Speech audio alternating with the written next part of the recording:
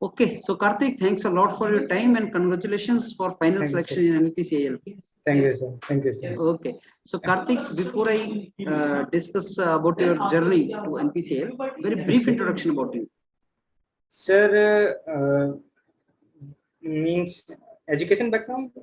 When did you graduate and when did you write your GATE exam and how was Okay, it? sir. Sir, actually, I graduated in 2020 में मैं graduate हुआ था IIT Kharagpur से, dual degree था मेरा, और मैंने गेट 2019 में दिया था एक, और 2021 में अब दिया था, 2020 में नहीं दिया था। तो जो ये शॉर्टलिस्ट हुआ था, मैं 2019 के बेसिस पे शॉर्टलिस्ट हुआ था। तो आपने 20 में क्यों नहीं दिया कार्तिक? सर उस टाइम मैं प्लेसमेंट के लिए बैठ रहा था, तो उस टाइम पे कंपनी प्लेसमेंट की थी। उस टाइम पे जब गेट का एग्जाम जस्ट पड़ा था, उस टाइम के प्लेसमेंट की कंपनी थी, तब उस टाइम पे मैं 2020 में नहीं बैठा था, और ना ही उधर प्लेसमेंट नहीं हुआ था। सर तुम 2 बार लिख सकते हो, फोर्थ ईयर में, फिफ्थ सर फोर्थ ईयर में, फिफ्थ ईयर में भी। तो फोर्थ ईयर मेरा 2019 में था और फिफ्थ ईयर मेरा 2020 में था। सो उसके बेस पे फिर आपको एक कॉल आया NPCIL? यस सर, उसके बाद आया। तो आप ऑलरेडी यू गॉट प्लेस्ड और समथिंग? सर नहीं, मेरा प्लेसमेंट नहीं हुआ था वहाँ पे, 2020 में प्लेसमेंट नहीं हो पाया था। ओके ओके, तो आपका ये कैसा था, एक्सपीरियंस कैसा था NPCIL का? सर एक्सपीरियंस बेस्ट इंटरव्यू मेरा अभी तक का सबसे बेस्ट यही गया था, इससे पहले इतने अच्छे नहीं गए थे। इसमें सबसे पहले जो क्वेश्चन मेरे से पूछा गया था वो एमटेक के बारे में सबसे पहले पूछा था कि एमटेक में कौन से सब्जेक्ट थे। तो मेरा एमटेक में सब्जेक्ट तो ज्यादा नहीं थे, 2 या 3 सब्जेक्ट थे, बाकी मेरा प्रोजेक्ट पे था। तो मैंने अपना पूरा प्रोजेक्ट डिटेल में एक्सप्लेन किया था कि मैंने अपने अपने प्रोजेक्ट में ये काम किया है। उसके बाद क्योंकि वो डिजाइन से था मेरा एमटेक, तो उन्होंने प्रेशर वेसल का डिजाइन से स्टार्ट किया था क्वेश्चन कि प्रेशर वेसल है, डिजाइन कैसे करोगे।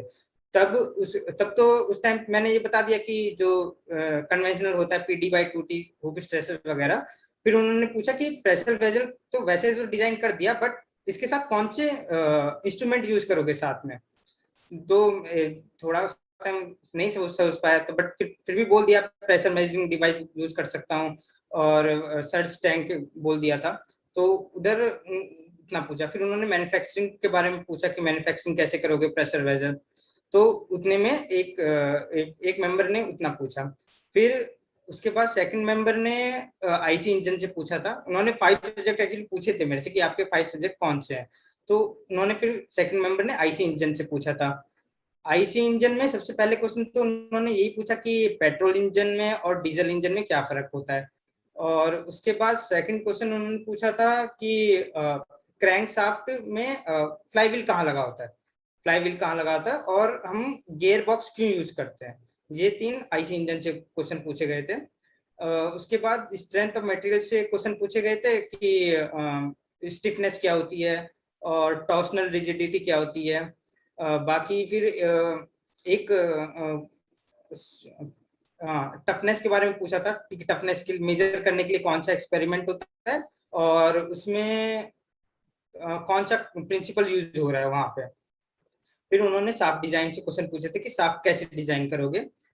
उसके बाद फैटिक में से पूछा कि एसएन कर्व ड्रॉ करने के लिए बोला था वहां पे।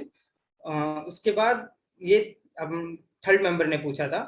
फोर्थ मेंबर ने मैडम थी, उन्होंने फ्रिक्शन से पूछा था कि फ्रिक्शन क्या होता है, उसके टाइप्स क्या होते हैं फ्रिक्शन के, और फ्रिक्शन डिजायरेबल है कि अनडिजायरेबल है, उतना उतना उन्होंने पूछा। और लास्ट में जो उन्होंने फ्लूइड मैकेनिक्स से पूछा था। सबसे पहले पूछा कि टरबाइंस कौन कौन सी होती हैं, उसकी इफिशियंसी कितनी ज्यादा होती है, किसकी कितनी इफिशियंसी है, किस कंडीशन में किसको यूज कर सकते हैं। और उन्होंने फिर थोड़ा टरबाइंस में कंप्रेसिबल फ्लो के बारे में पूछा था कि कंप्रेसिबल फ्लो है तो टरबाइन, स्टीम टरबाइन में कैसा फ्लो है, सुपरसोनिक, सोनिक, सबसोनिक, और नोजल में कैसा फ्लो हो रहा है कि सुपरसोनिक फ्लो है तो नोजल में क्या होगा। उसके बाद उन्होंने थोड़ा वियर एंड नॉचेस से भी क्वेश्चन पूछे थे मेरे से कि वियर और नॉचेस क्यों होती हैं, किस लिए यूज की जाती हैं। और ओपन चैनल फ्लो में कि कौन सा नंबर आप यूज कर सकते हो, रेनॉल्ड नंबर, मैक नंबर, कौन सा नंबर यूज कर सकते हो। ये फ्लूइड मैकेनिक्स से थे। इसके अलावा 2-3 क्वेश्चन और थे, वो याद नहीं आ रहे। वैसा था, इतना सब। तो कार्तिक कितनी देर चला होगा इंटरव्यू? सर मेरा 35 मिनट में हुआ था, 35 मिनट एग्जैक्ट इतने में हो गया था मेरा लास्ट था एक्चुअली। तो कितने क्वेश्चन ऐसे होंगे जो पूछे होंगे और कितने आपको नहीं आए एंड ऑल? सर क्वेश्चन मतलब जो मुझे नहीं आता था वो मैं जल्दी बोल देता था कि सर ये मेरे को नहीं आता है। तो ऐसे हुए थे 4-5 क्वेश्चन थे जो मुझे नहीं आते थे, मतलब आते थे बट उनको मैं सेटिस्फाई नहीं कर पा रहा था उनको, कि उनका अच्छे से प्रॉपर रीजनिंग नहीं दे पाया था। एक क्वेश्चन ड्राफ्ट ट्यूब से था, ड्राफ्ट ट्यूब का एक क्वेश्चन था जो मैं उनको अच्छे से एक्सप्लेन नहीं कर पाया था। और भी 2-3 क्वेश्चन थे जो मुझे नहीं आते थे। जब मैन्युफैक्चरिंग जो था, मैन्युफैक्चरिंग से रिलेटेड नहीं बता पाया था मैं, वो था। अच्छा कार्तिक, क्या टिप्स देंगे आप किसी को जो एनपीसीएल के इंटरव्यू को जाना चाहता है? सर मैं सबसे पहले तो यही बोलूंगा कि मतलब कॉन्सेप्ट सारे क्लियर होने चाहिए, मतलब क्लियर क्या इन द सेंस, बुक से पढ़ना ज्यादा प्रेफर करूंगा, बुक से। और इंटरव्यू सुनना, इंटरव्यू सुनने से मेरे को बहुत हेल्प हुई थी। मैंने यूरोपीडिया का जो लिया था उससे बहुत हेल्प हुई थी मेरी, जितने भी बहुत ज्यादा से इंटरव्यू सुने थे, इसलिए थोड़ा बहुत मतलब वहां पे जाके उतना दिक्कत नहीं हुआ था मुझे कि हाँ कुछ हो रहा है, तो वो एक प्लस पॉइंट था।